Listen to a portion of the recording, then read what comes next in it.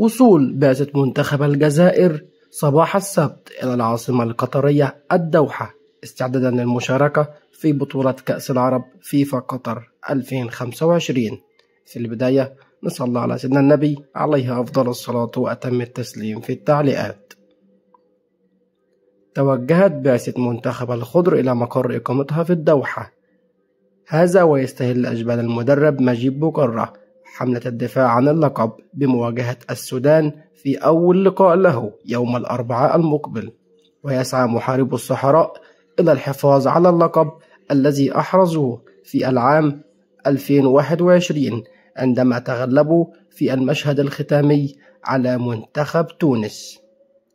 في النهاية رأيك وتوقعك للمباراة مستني في التعليقات. لو عجبك الفيديو اعمل لايك واعمل سبسكرايب عشان يوصلك كل جديد.